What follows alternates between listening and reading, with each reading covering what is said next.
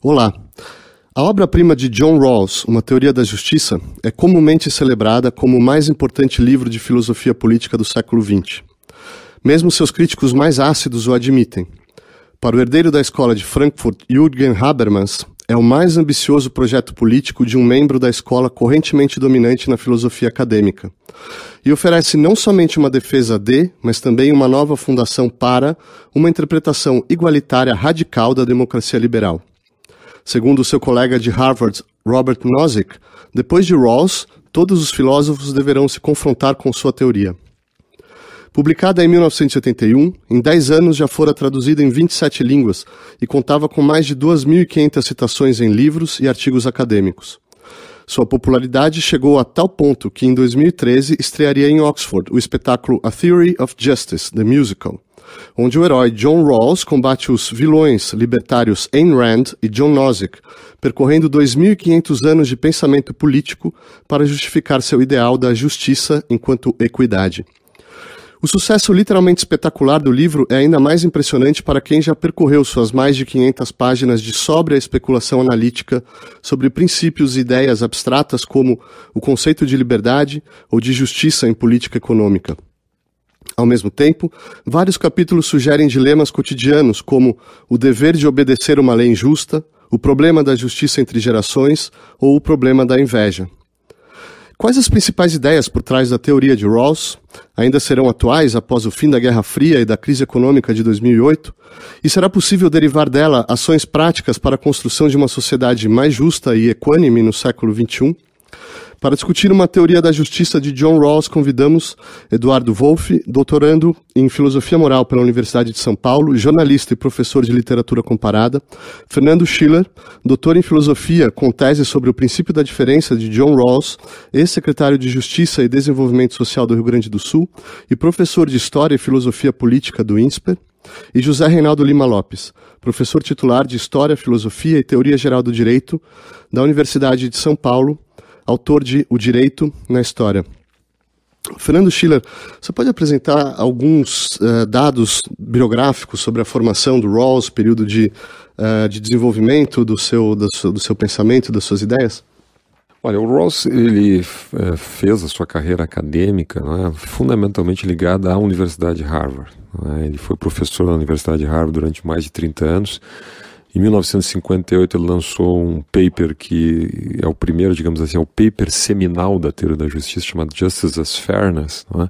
Onde ele apresenta já uma formulação kantiana da teoria da justiça, da ideia de justiça, né? A partir do que viria a ser depois a visão da posição original. A posição original rawlsiana, já para a gente introduzir um pouco o tema, é a tentativa de tradução, né, do princípio ético kantiano, dizendo de maneira muito clara assim, como você traduz de maneira formal o imperativo categórico kantiano, né, e a partir daí deriva princípios de justiça. Na verdade é uma espécie de convite à razão comum, né, a um diálogo possível numa sociedade marcada pelo fato do pluralismo, ou seja, como é que você deriva princípios de justiça numa sociedade onde as pessoas pensam de maneira muito diferente, né, atendem a princípios morais muitas vezes rivais, opostos, né, competitivos.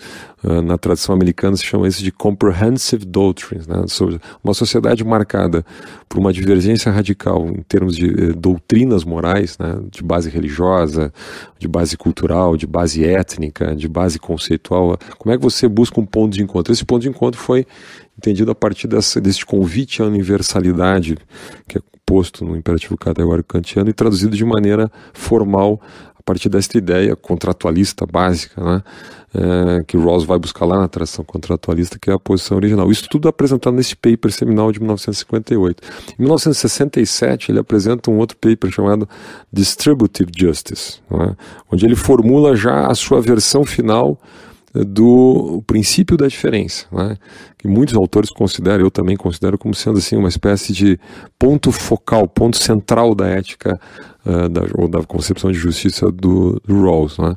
Que é a ideia de que as desigualdades sociais devam ser estruturadas, as instituições sociais de alguma maneira devam ser estruturadas de modo a produzir um benefício maior, né, aos menos favorecidos socialmente no longo prazo. Estou aqui incumpridando um pouco o princípio, na verdade ele é um pouquinho mais simples a formulação dele, mas para ser bem entendido, né?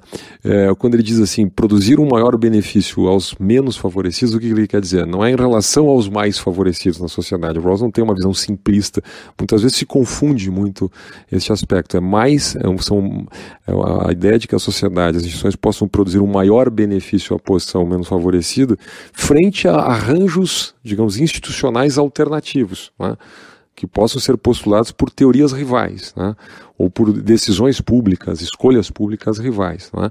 Então, a partir daí, em 1971, ele publica a Teoria da Justiça, onde ele, de alguma maneira, sintetiza todo o seu complexo teórico, né, e depois passa por muitas revisões, a partir da crítica que ele recebe, né, de Brian Barry, de Robert Nozick. Robert Nozick lançou um livro fundamental, que é Anarchy, State and Utopia, em 1974, refutando a tese de Rawls, né, em muitos aspectos, e a partir daí ele faz uma espécie assim de...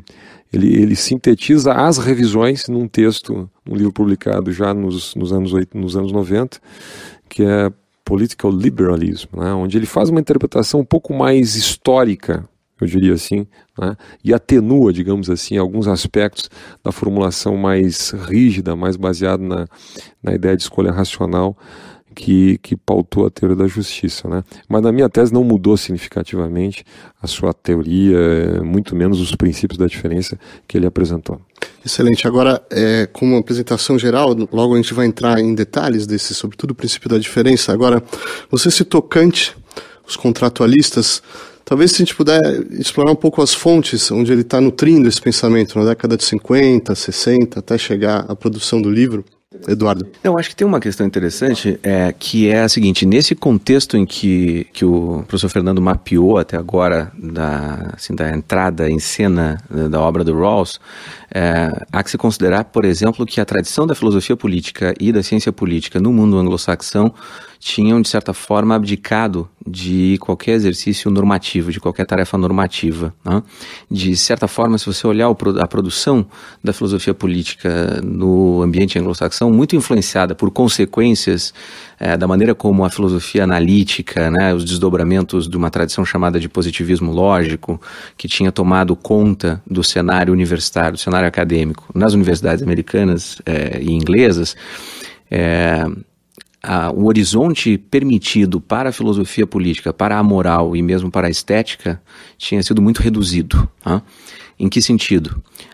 Uma das heranças do positivismo lógico, e não cabe aqui agora decidir o quão justa é essa avaliação ou não, mas uma herança efetiva no ambiente de discussão acadêmica do positivismo lógico tinha sido justamente a determinação de que apenas proposições, né, essas sentenças que dizem respeito ao estado de coisas no mundo, apenas proposições acerca do mundo natural, são passíveis de serem verdadeiras ou falsas. Né? Proposições acerca da estética, por exemplo, ou proposições acerca do bem ou do justo, né? Elas não são passíveis de uma verificação na sua verdade e falsidade do mesmo modo que as proposições acerca do mundo natural. Dessa forma, caberia ao horizonte da filosofia política e da ciência política ou uma mera descrição de sistemas políticos, de procedimentos. A ciência política americana sempre teve uma veia pragmática muito forte, análise de instituições, procedimentos eleitorais, etc. e tal. Ou algum tipo de análise histórica, mas propriamente apontar horizontes normativos, a herança desse positivismo lógico retirava essa perspectiva. Um filósofo muito importante nesse contexto, é um filósofo de origem russa, mas que faz toda a sua vida acadêmica na Inglaterra, chamado Isaiah Berlin. Berlin publica um artigo nos anos 50 chamado Dois Conceitos de Liberdade. Né? E nesse horizonte, isso que o professor Fernando se referiu como as doutrinas abrangentes, né, que podem entrar em conflito numa sociedade plural, né? E o reconhecimento desse fato do pluralismo, ou seja, nós não temos apenas uma concepção dominante e decisiva de bem. Nesse artigo e em alguns outros trabalhos de Berlin, a ideia basicamente, é a seguinte: é verdade que nós não temos como chegar a uma demonstração da verdade de uma determinada proposição a respeito de uma questão política, do bem, do justo, do certo e errado aqui ou agora. No entanto, isso não nos exime da tarefa de buscar avaliar melhores e piores arranjos políticos. Portanto, o horizonte normativo ele não precisa desaparecer completamente do fato de que a política, ou a ética, ou a estética, eu insisto nos três termos aqui, não sejam passíveis de um tratamento como as proposições da ciência natural. Nesse contexto, a abertura para uma nova filosofia que pudesse resgatar esse horizonte normativo, no caso de Rawls, aí sim vai beber em fontes do contratualismo, né? Já na abertura da Teoria da Justiça, que é o livro de 71, já na abertura da Teoria da Justiça, Rawls reivindica o pertencimento a uma família que tem Rousseau, que tem Kant, né? Como alguns dos seus pilares, né? E é nesse terreno mais abstrato, ele diz isso com estes termos, né?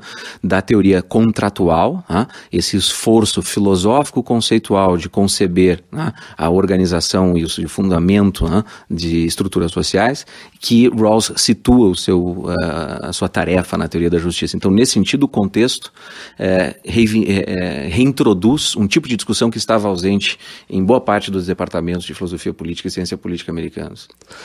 Professor José Reinaldo de Lima Lopes, esse contratualismo, como que ele vai determinar a confecção do livro? Quer dizer, se o senhor puder explicar um pouco essa ideia do contratualismo para o nosso ouvinte e como que o Rawls vai se basear nisso para desenvolver a sua própria teoria? Eu acho que essa ideia do contratualismo é aproveitada pelo Rawls, e ele diz isso frequentemente, como um instrumento de pensamento crítico. Ou seja, eu imagino partes num contrato, isso é importante nessa tradição, eu não imagino pessoas num contrato. Então, assim como num contrato, no direito, eu defino as obrigações e os direitos a partir das posições transformadas em tipos, o comprador e o vendedor, imaginemos, e não o que eles estão comprando, o que eles estão vendendo, qual é o interesse de cada um. Essa ideia aparece no contratualismo político. E essa ideia aparece no Rawls justamente quando ele pensa os cidadãos. É um esforço justamente ligado a essa tradição, talvez que se torne bem exemplar num pensador, que não é necessariamente o Kant, mas o Rousseau. Quando Rousseau diz, bom, para fazer as leis, nós precisamos, a rigor numa sociedade humana, para fazer as leis nós precisaríamos de gente que conhecesse a situação humana, mas não se identificasse com nenhuma paixão em particular. E dá uma série de características, fala, no fundo eu preciso de, expressão do Rousseau, deuses para fazer essas leis. O esforço, acho que, do Rawls é justamente dizer, não são necessários deuses, mas são necessários seres humanos que pensem criticamente. E que pensem, eu acho, como dizia o professor Fernando antes de mim, a partir de um ponto de vista universal, que é fundamental no pensamento kantiano. O que qualquer um, numa situação dessas, pensaria. É isso que está em jogo. Então, isso é o fundamento. Mas isso é transposto para uma sociedade. Eu acho que o ambiente pós-guerra que você mencionava é importante, porque é transposto para um momento em que alguns acordos fundamentais têm que ser refeitos. Quer dizer, no fundo, quando Rawls está escrevendo em meados do século passado e publicando depois em 1970, nós estamos vivendo ainda a crise do liberalismo e da fundamentação liberal tradicional e clássica das democracias. Elas já vinham passado por uma grande crise, que foi a crise do fascismo, do nazismo, um período longo, e agora eu precisava dar uma outra fundamentação, uma nova fundamentação. E o que dizia antes de mim o Eduardo também é importante, porque essa fundamentação agora, que o Rawls vai fornecer, ele vai mudar o rumo da conversa, porque essa fundamentação agora pretende ser racional num campo que tradicionalmente havia sido, nas últimas décadas, pelo menos nas décadas antes dele escrever, tratado como ou insuscetível de racionalização ou propriamente irracional. Eu venho do ambiente jurídico e os juristas abandonavam com orgulho a discussão da justiça. Essa é uma discussão que não tem fim e não pode ter fundamentos racionais, fundamentos são sempre de interesse e de poder, né? Eu acho que é isso que vai acontecer com Rawls. Rawls vai nos dar a possibilidade de pensar outra vez nesses termos, nesse sentido, dentro da tradição formal, dentro da tradição racional moderna, mas introduzindo há uma possibilidade de discussão racional dos termos do contrato que nós queremos fazer. E é muito significativo que a frase de abertura do livro é assim como uma teoria científica precisa ser abandonada se não for verdadeira, uma teoria moral, político-moral, uma teoria da justiça precisa ser abandonada se não for justa. Essa abertura, outra vez, para eu ter a discussão política de uma maneira racional e a justiça ser racionalizável, eu acho que é a primeira grande contribuição. Eu acho que, por isso que a gente está herdeiro disso até hoje, né? E ele nos introduz a essa racionalidade através de um chamado experimento mental, né, que vai levar à posição original que você estava comentando, Fernando. Será que você pode descrever um pouco em que consiste esse experimento para a gente tirar as consequências daí? A posição original, dá para entender ela mais ou menos da seguinte maneira. Você tem na sociedade pessoas que pensam das mais diversas maneiras, que têm os interesses os mais variados, que têm características pessoais as mais diversas, têm competências distintas, não é? Tem graus de riqueza, digamos assim, evidentemente distintos. Nós vivemos sociedades assimétricas, não é? E tem concepções de mundo distintas e rivais, não é? Isso o Rawls vai chamar de fato do pluralismo, uma sociedade assimétrica, assim por diante. Bom, numa sociedade como essa é muito difícil chegar a esse acordo sobre o que é justo, não é? Nós tendemos a divergir. Rawls, lá no liberalismo político, ele faz toda uma reconstrução histórica. Isso vem desde a época da Reforma, né? O Lutero atribui a Lutero, a Reforma Protestante, a cisão moral, digamos assim, do mundo ocidental. A partir dali, num acordo, um grande acordo ético, vamos dizer assim, não seria mais possível nas sociedades ocidentais. Elas são sociedades doravante fraturadas, né? Tá parecendo uma leitura assim, muito, muito viva, muito radical disso, fez o Asael Berlin, o Eduardo te colocou bem. Mas este é o nosso mundo, né? É o mundo da grande divergência, vamos dizer assim, ética e moral, né? Bom, a partir daí vem a ideia da posição original, que é digamos assim, um nome já poderia até aludir, é uma ideia muito original do Rawls, né? Esta é uma das grandes ideias originais do Rawls. Ele disse, bom, como é que a gente poderia fazer para chegar a princípios de justiça? E para o ouvinte entender bem, faz-se da seguinte maneira: nós desenhamos um modelo de instituições, né, para uma sociedade qualquer, uma sociedade onde nós viveremos, né, onde nós desejamos viver. Nós sabemos que nós desejamos, nós somos seres maximizadores. O Rawls considera assim, todos nós temos certos fins, né, que nós perseguimos na vida. Nós vamos, por um certo momento, esquecer quais fins são esses, mas apenas nos lembrarmos que nós queremos promover esses fins. Portanto, nós somos seres racionais, né? Dentro da tradição clássica marginalista, na tradição da economia, na tradição hobbesiana, ou seja, nós somos seres maximizadores. Ele diz assim, seres maximizadores do quê?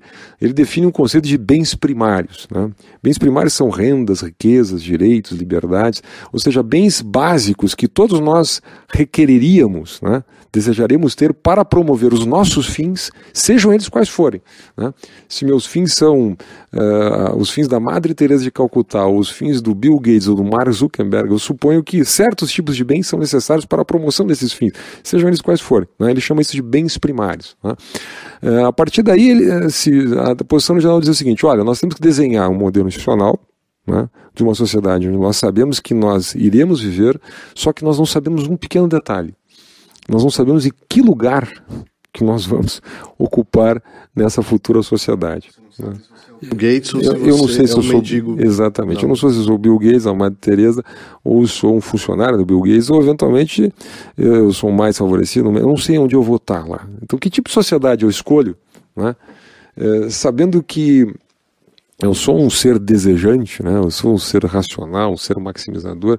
Eu vou viver numa certa sociedade, né? E eu preciso assumir o ônus de aceitar a decisão que tiver sido tomada. Eu tenho um senso de justiça, ele diz isso, né? seja, eu sou fiel à escolha que eu faço, eu sou capaz de confirmar a escolha que eu faço. A posição original é isso, né? Ou seja, é um certo apagamento do sujeito empírico, é um certo apagamento. Ele chama de véu da ignorância. Ele chama de véu da ignorância, então sob um véu da ignorância, um apagamento do sujeito. Isso é típico kantiano, né? Certo? Né? E a partir daí eu escolho um tipo de sociedade, só que tem um detalhe, eu não sei onde é que eu vou parar lá. A partir daí, que tipo de sociedade eu escolho? Ele deriva 2 princípios, eu vou introduzir aqui para vocês começarem a comentar. Primeiro, cada pessoa deve ter um direito igual à mais extensiva liberdade básica, compatível com uma liberdade similar para os outros. E o segundo princípio, desigualdades econômicas e sociais devem ser organizadas de modo que, em ambos os casos, A, se possa razoavelmente esperar que elas sejam vantajosas para todos, e B, sejam relacionadas a posições e ofícios para todos.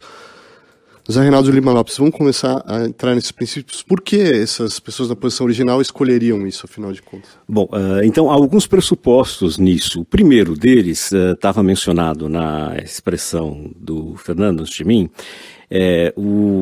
A teoria da justiça do Rawls pressupõe que nós queremos uma sociedade em que as pessoas possam viver autonomamente. As pessoas possam conduzir a sua vida. Então, o pressuposto da liberdade é o primeiro. Quer dizer, eu não posso ter vida moral para os sujeitos, nem para a sociedade, se as pessoas não forem livres. Outra vez, estamos na tradição kantiana. O sujeito moral é o sujeito autônomo. Então, uma instituição política, para cumprir esse papel, ela precisa estender a liberdade a todos, e a liberdade tem que ser estendida igualmente. Na liberdade não há diferença. Isso é muito importante porque há um bem, digamos assim, oculto ou pressuposto aí, que é o da tolerância. Isso ele vai explicitar mais claramente no liberalismo político. Quer dizer, eu vou partir da ideia de que uma sociedade justa é, em primeiro lugar, tolerante. E ela é importante que ela seja tolerante porque a tolerância permite que os sujeitos sejam autônomos. Mas eu gostava de acrescentar uma outra coisa aí, que também está desde o comecinho do livro e aponta para uma novidade que às vezes era esquecida e, em parte, eu acho que fundamenta a crítica dele ao utilitarismo. Ele define várias vezes, a sociedade é um empreendimento cooperativo.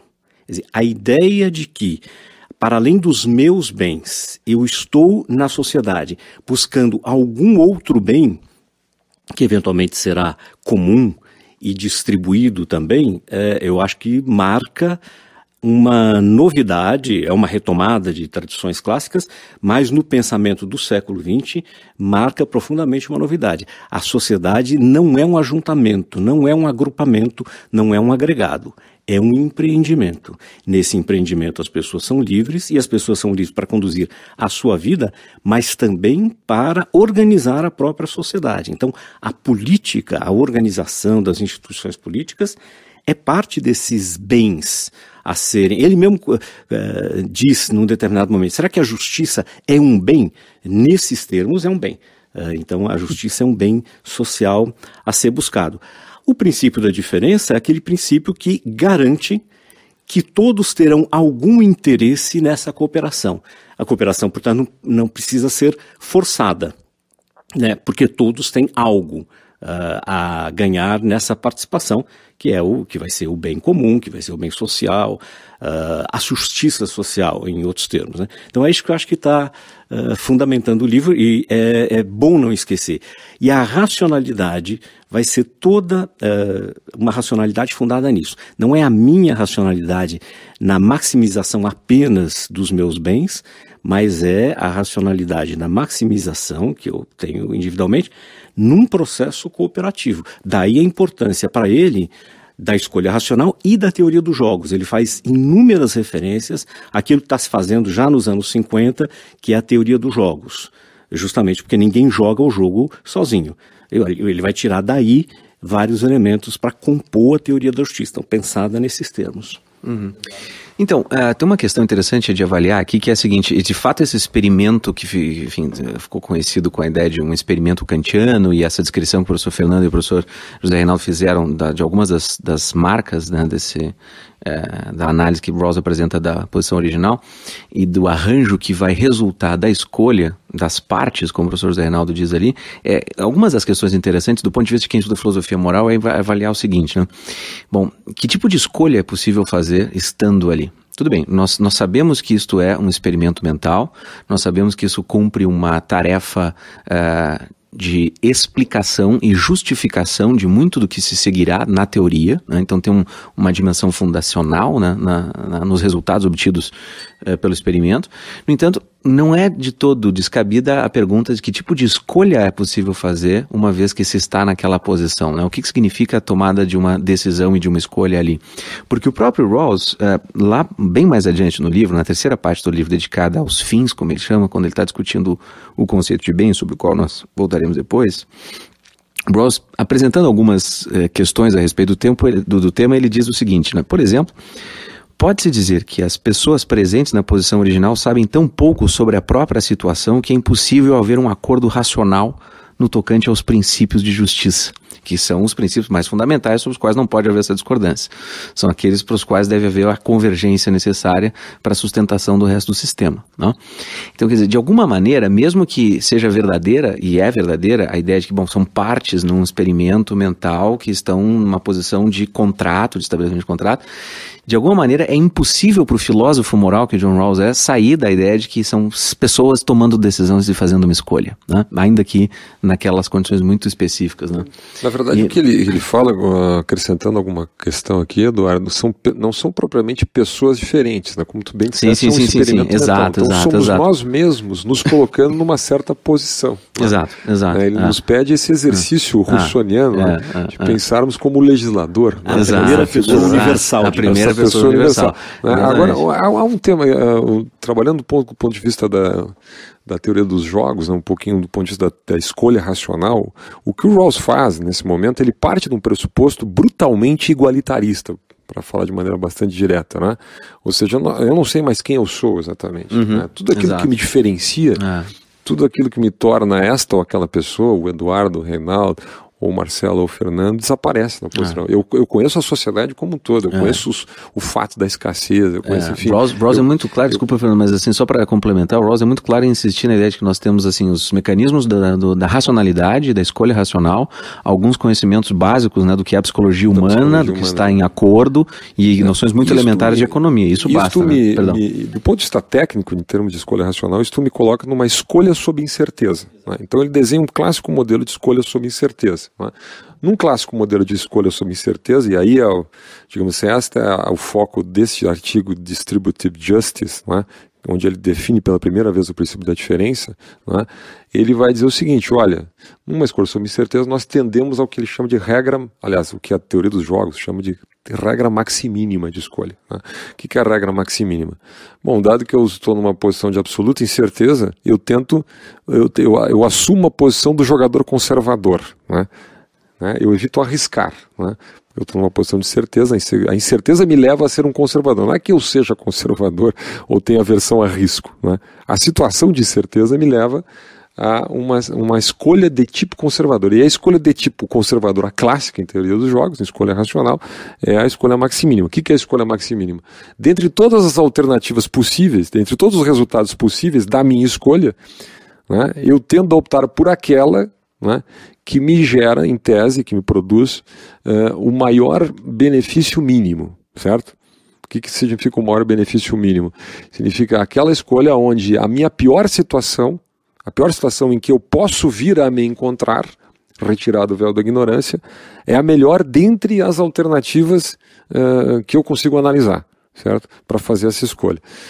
Então, a partir daí que ele vai retirar o princípio da diferença. E aí surge um engano muito comum na análise da teoria rawlsiana, quer dizer, o pressuposto é igualitarista. Eu diria assim, qual é que seria intuitivamente a primeira escolha na posição original? Ou seja, eu não sei quem eu sou, ninguém pode reivindicar vantagem sobre o outro, né, etc. Seria uma posição igualitarista, né? Escolhemos a igualdade, distribuímos todos os bens de maneira igual. Se eu fizesse uma espécie de leilão dworkiniano, né? né, distribuiria as fichas, as conchinhas igual, né, em quantidades iguais para todo mundo, né? Só que imediatamente após, alguém poderia levantar o braço lá, alguém numa eventual posição original e dizer, olha, mas se nós aceitássemos a introdução de desigualdades que viessem em benefício de todos? Essa é a pergunta fundamental que o Rawls faz, né? Se nós aceitássemos a introdução de desigualdades, vamos dizer que eu distribuísse um pacote de 100 conchinhas para cada um dos membros da posição original, né? Dado o fato de que eu não tenho nenhuma razão para distribuir desigualmente, dado que nós sequer sabemos quem nós somos, né? E todos estamos numa posição de incerteza, tendemos uma escolha conservadora, né? Mas alguém disse assim, bom, mas se nós introduzirmos desigualdades, aceitarmos a ideia de desigualdades, que a gente possa razoavelmente supor que em 5 ou 10 anos vai produzir uma quantidade assimétrica de conchinhas para todo mundo, mas na qual o que tiver menos terá mais de 100 conchinhas no seu pacote. Ou seja, aquele que obtiver ou terminar numa situação pior, digamos assim, estará ele numa situação melhor do que estava, né, na situação de igualdade anterior, né? Nesta circunstância, o Rawls considera que é racional fazer uma escolha pela desigualdade, desde que a desigualdade promova os interesses da posição menos favorecida. Desde que, portanto, a desigualdade atenda à regra maximínima. Então, nesse sentido, o Rawls abre mão da igualdade econômica, né? Ele considera que a igualdade econômica levaria a um clássico leveling down effect, né? Ou seja, alguém teria que abrir mão, né? Alguém teria que abrir mão de certas vantagens para si, apenas para que o outro tivesse menos vantagens comparativas, né, ao que ele alcançou. Isso para o Rawls não faz nenhum sentido. Tanto é que ele exclui 2 sentimentos, né? Ele exclui o ressentimento e a inveja da escolha na posição original. Porque exatamente, se eu bloquear desigualdades apenas porque alguém vai ter mais do que eu, aceitando para isso abrir mão de alguma vantagem que eu poderia ter num estado mais desigual, para o Rawls eu faria isso apenas por inveja, né? Então, por exemplo, se eu ganho 10 mil reais por mês, né, e a sociedade é totalmente igualitária, mas eu posso ganhar 15 mil reais por mês, mas só que para isso o professor Reinaldo, o Eduardo e o Marcelo vão ganhar 30, né? Aí eu digo, não, então eu não concordo, eu prefiro ficar com meus 10 desde que vocês fiquem com os 10 de vocês. Isto o Rawls considera irracional, né? Por isso ele abre mão deste ponto de vista original filosófico da igualdade, né? E aceita a ideia de uma sociedade desigual, desde que venha no longo prazo, no devido, né, no arranjo institucional devido, em benefício dos menos favorecidos. Ora, ele dá o nome de igualdade democrática para esse sistema, e ele diz que nessa escolha da posição original poderiam haver outras, e ele vai descartando um a um, né? Sistema da liberdade natural, aristocracia natural, igualdade liberal. Mas as críticas vêm sobretudo das concepções meritocráticas, quer dizer, eu trabalhei, eu me esforcei, eu ganhei o Bill Gates ou Michael Jordan, ou seja lá quem for, ganhou aquele monte de dinheiro, ele mereceria. Normalmente as críticas vêm daí. Como que ele rebate essas críticas? Eu acho que o primeiro ponto que ele rebate é que há muitas, nas sociedades realmente existentes, há muitos pontos de partidas que são imerecidos. É o que ele chama de a sorte, a fortuna. E um arranjo institucional deveria justamente minimizar esses elementos de absoluta sorte, né, imponderáveis na distribuição regrada dos benefícios sociais. De capacidades naturais e do berço, esse tipo de desigualdade. Porque você pode nascer capacitado, mas você pode nascer também incapacitado.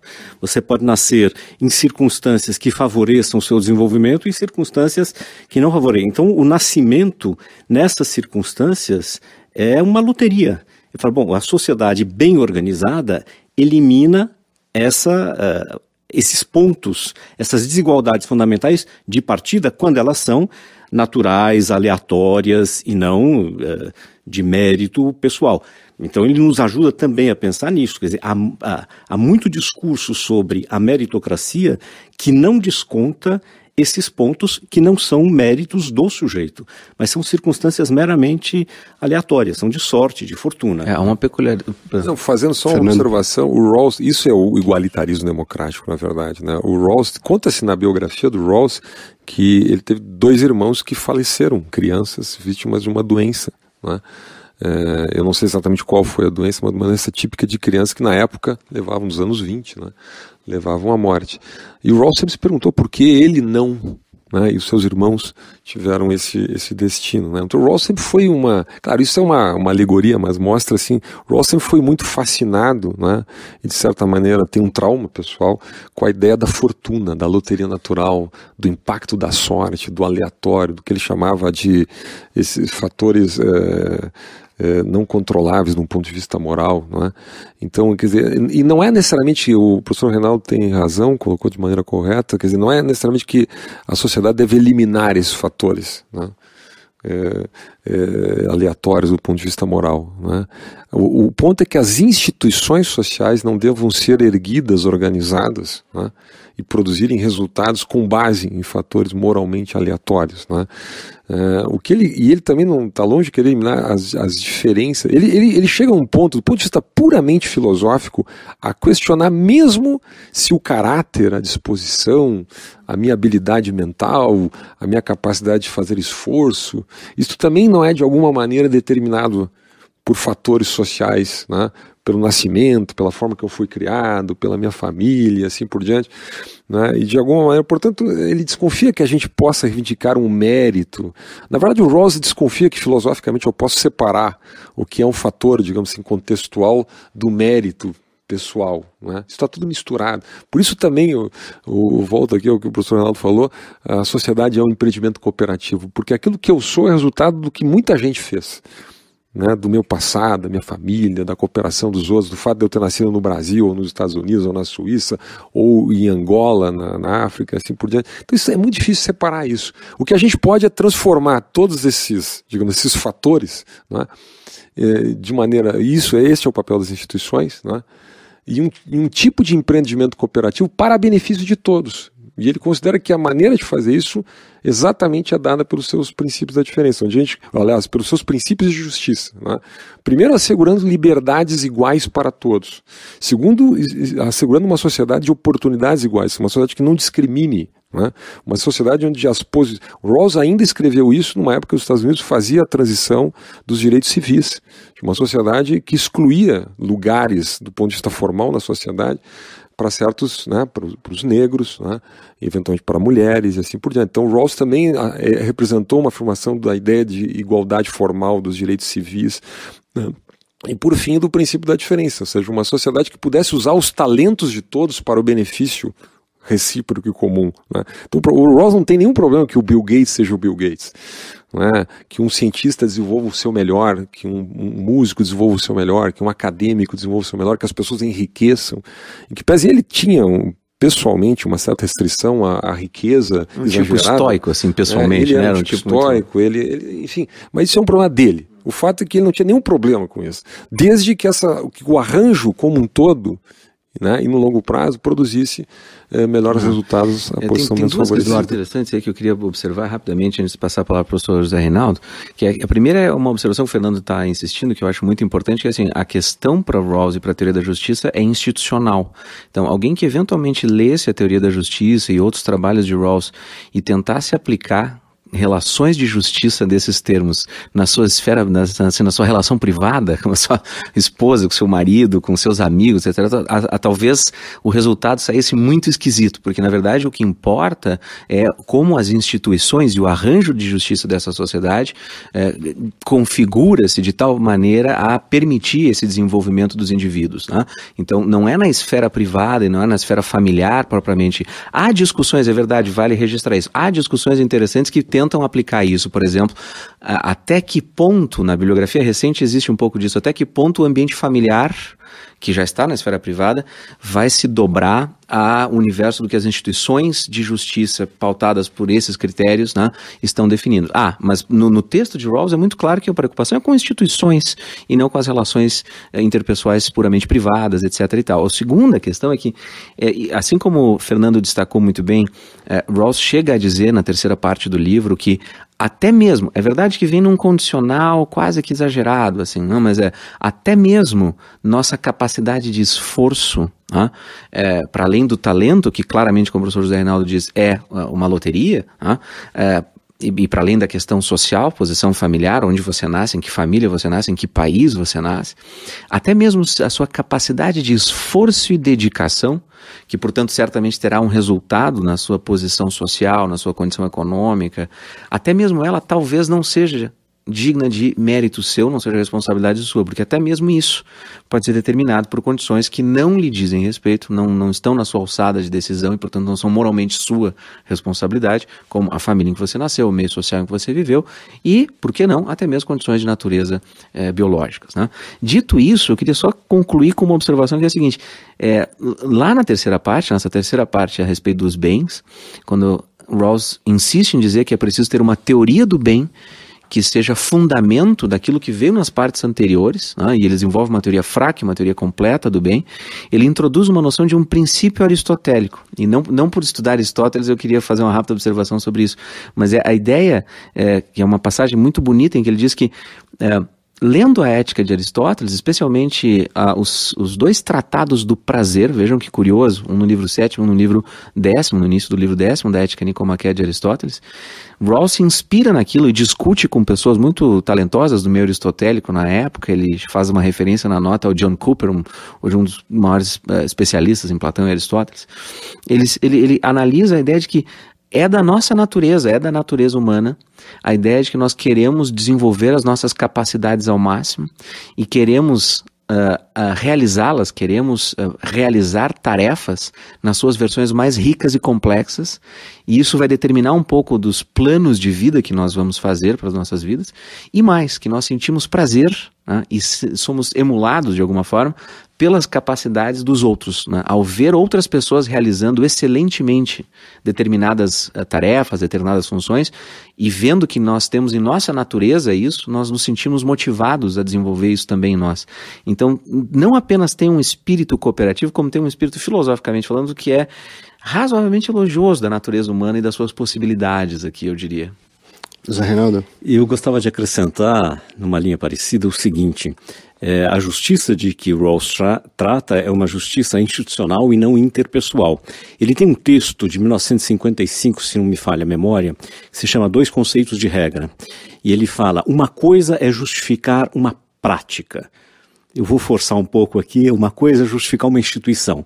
Outra coisa é justificar uma ação dentro dessa prática ou dentro dessa instituição.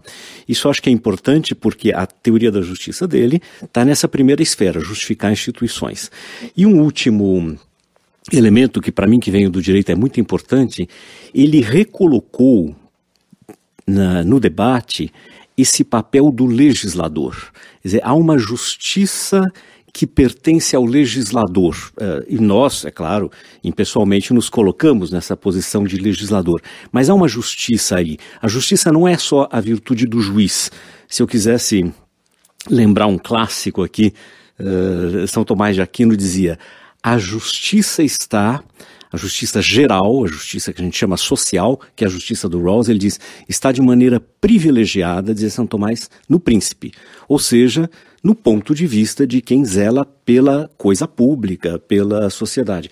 Acho que, cometendo um anacronismo, mas eu acho que é isso que o Rawls está fazendo na teoria da justiça. É uma justiça do legislador, do ponto de vista do todo, de quem tem o cuidado da sociedade como um todo. E não a justiça do juiz, que é retributiva, que é singular, que é interpessoal, eventualmente.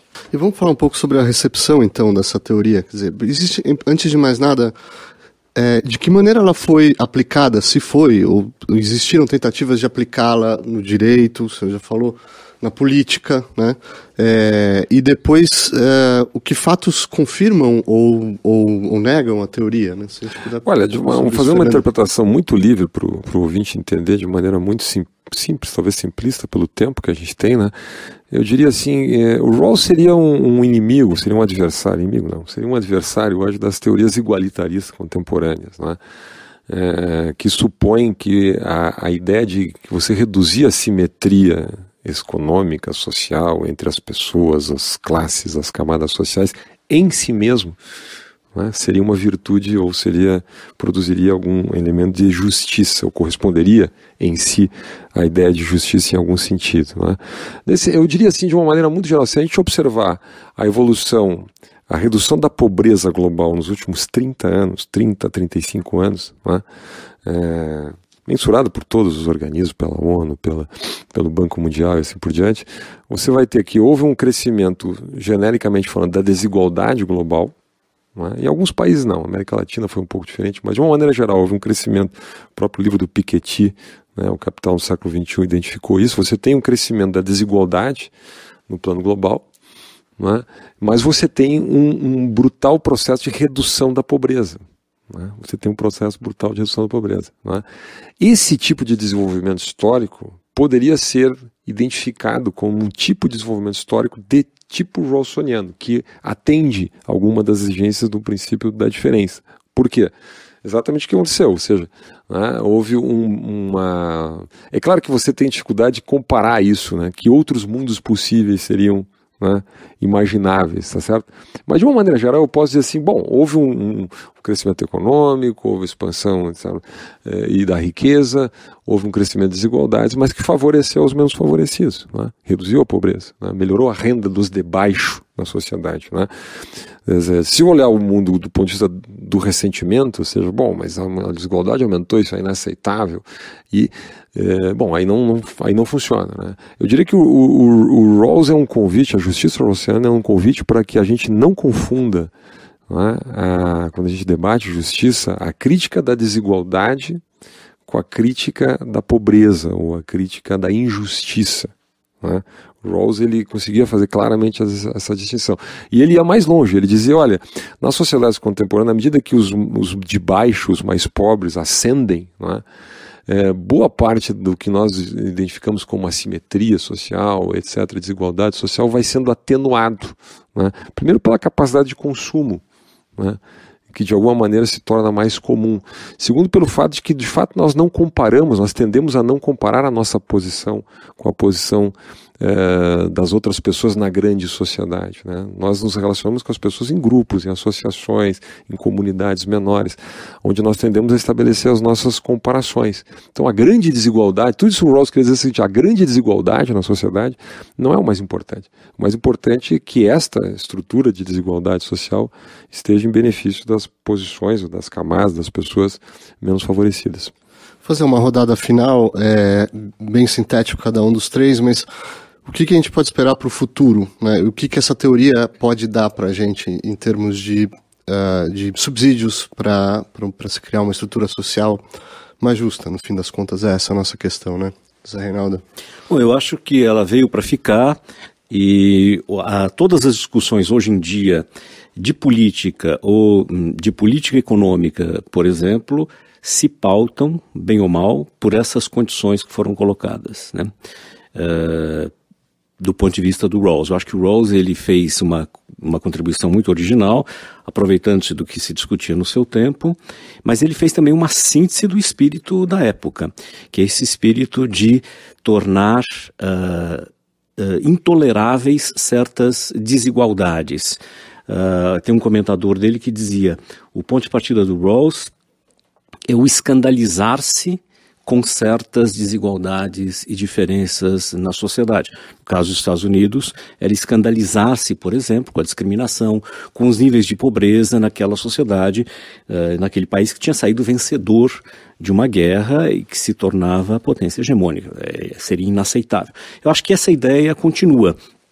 Isso serviu e serve para muita gente, por exemplo, na própria economia, elaborar isso que a gente está vendo hoje. Esses índices de pobreza, essa preocupação com a pobreza e as desigualdades em geral, e, portanto, acho que há uma participação desse mundo sintetizado na obra do Rawls no nosso debate.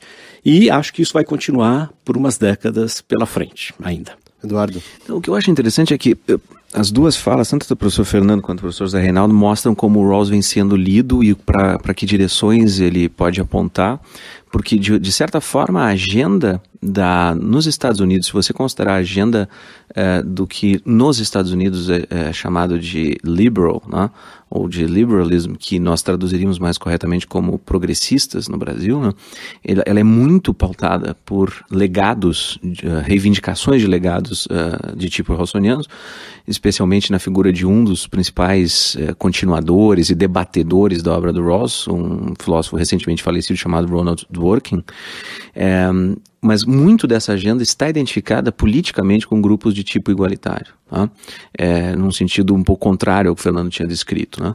E, de outra parte, a elaboração de teorias de Rawls, especialmente em livros posteriores à teoria da justiça, sugerem uma configuração de preocupações, exatamente como o professor José Reinaldo mencionou agora, que estão na mensuração da pobreza, no combate dessas condições injustas pelos arranjos institucionais que se dão, inclusive nas relações internacionais, e, portanto, apontam para dois caminhos, assim, são duas famílias de interpretação de Rawls que me parecem distintas e que querem reivindicar uma filiação rawlsiana.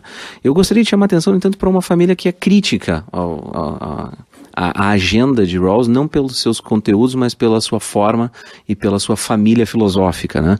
Quer dizer, a gente falou aqui algumas vezes na expressão racionalismo, razão desempenha um papel extraordinário ao longo de todo o trabalho de Rawls, e, no entanto, há uma tradição de pensamento filosófico crítico ao racionalismo em matéria política, né?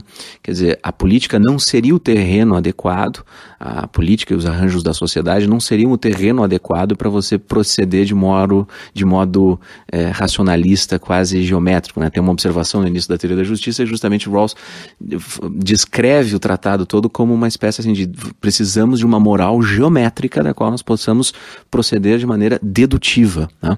Quer dizer, isso é algo bastante forte. E há uma certa tendência na filosofia de tipo anglo-saxão, do pensamento político, de dizer, olha, a política não serve para isso, você faz política como? Avaliando contextos históricos determinados, vendo em que background certas instituições se desenvolveram na prática, como grupos na prática se relacionam, e de pouco adiantaria fazer como Rawls escreve no final do tratado, algo como, precisamos de uma teoria do bem que funde as premissas necessárias das quais se deduzem os princípios de justiça, né? Então há uma outra escola de pensamento que vai dizer o seguinte, olha, a teoria política não funciona assim. A prática, né, os arranjos que as pessoas vão fazendo nas suas vidas sociais tem um peso um pouco maior. E eu acho que talvez a vida real tenha dado nos últimos tempos lições muito concretas nesse sentido, né? Diante de momentos de grande expectativa do triunfo da razão e da justiça e dos princípios da democracia em ambientes, em lugares em que essas questões e essas práticas não estavam devidamente enraizadas nas práticas das pessoas, elas naufragaram. Foi o caso da Primavera Árabe, é o caso de diversos contextos alheios, estranhos a tradições democráticas, liberais e constitucionais, né?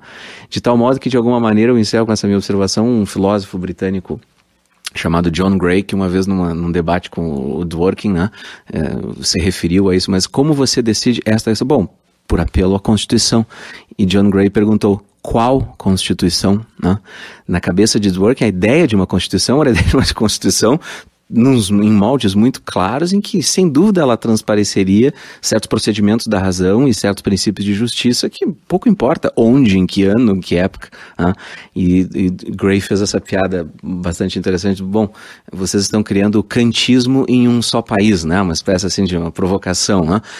Eu acho que vai haver um balanço na filosofia política em que deve haver mais espaço para reflexões de tipo mais contextualizadas. Fernando Schiller. Não, só para esclarecer um ponto, até complementando um pouco o que o Eduardo falou, não há nenhuma frase, nenhum parágrafo na obra inteira do Rawls defendendo uma ideia de igualitarismo econômico. Não há. Eu desafio qualquer ouvinte a encontrar, né? Não existe isso. Quer dizer, confundir o Rawls com uma posição igualitarista do ponto de vista econômico é simplesmente um erro exegético, né? O que o Rawls quis fazer é exatamente dissociar a ideia de justiça da ideia de igualdade econômica, né? Ele, inclusive, nos escritos posteriores à teoria da justiça, ele chega a dizer, ele faz um pequeno ajuste da teoria, ele não muda os princípios, mas ele faz um ajuste da teoria dizendo o seguinte, que a regra maximínima, na verdade, funcionava para os dois primeiros princípios. Na verdade, são 3 princípios, né? O princípio das liberdades, o princípio das igualdades, de oportunidades e o princípio da diferença. Ele diz que quando os agentes lá escolhem sob incerteza, eles são realmente conservadores e fazem realmente uma escolha sob incerteza quando eles fazem as 2 primeiras escolhas, né? Quando eles não aceitam uma sociedade que discrimina, isso que o professor Reinaldo falou, né? Uma sociedade onde os negros não podem frequentar as mesmas escolas dos brancos, né? Por exemplo, que era o caso dos Estados Unidos antes dos direitos civis, né? Então, quer dizer, aí a posição a escolha é muito conservadora, é garantista, do ponto de vista jurídico, né? E igualitarista. Aí funciona o princípio da igualdade. Os 2 primeiros princípios são realmente igualitários, né? Mas eles dizem respeito a direitos civis, a liberdades, né? a direitos individuais, né? Agora, quando passa para o terceiro princípio, que é o princípio da diferença, quando entra o problema da estrutura econômica da sociedade, digamos assim, aí o Rawls não é igualitarista. Daí ele diz, não, daí nós temos que aceitar as desigualdades que vêm em benefício. Daí ele é um maximinimalista. É uma outra posição, né? Tem uma confusão aí, é curioso isso, né? Porque parece que o maximin é usado para derivar o princípio da diferença. Ele diz, não, o maximin não é usado para derivar o princípio da diferença. Isso é uma retificação que ele faz, né? O que o Rawls faz e nesse sentido ele é profundamente americano, ou seja, é bom uma sociedade que gera riqueza, é bom uma sociedade que gera desigualdade. Em princípio, pelas razões aristotélicas que o Eduardo explicou aqui. É bom que a gente tenha em quem a gente se espelha. Eu sou professor do INSPER, por exemplo. Meus alunos se espelham no Jorge Paulo Lema. Meus alunos se espelham no Mark Zuckerberg, né? É bom que eles tenham essas figuras para se espelharem, né? Isso não é um problema, né? Nós não vamos melhorar a situação do Brasil expulsando o Jorge Paulo Lema do país, né? Nós diminuímos as desigualdades e supostamente melhoramos a situação de todo mundo. O Rawls riria, né? Daria uma bela gargalhada dessas ideias simplistas de igualitarismo, né? O que ele faz é uma coisa muito diferente, ou seja, como é que nós podemos utilizar o melhor da vocação de todas as pessoas, né, para um benefício recíproco, né, que traga no longo prazo benefícios aos menos favorecidos. Obrigado, Fernando Schiller. Por hoje é só. Obrigado, Eduardo Wolff. Obrigado, José Reinaldo de Lima Lopes. Até o nosso próximo encontro.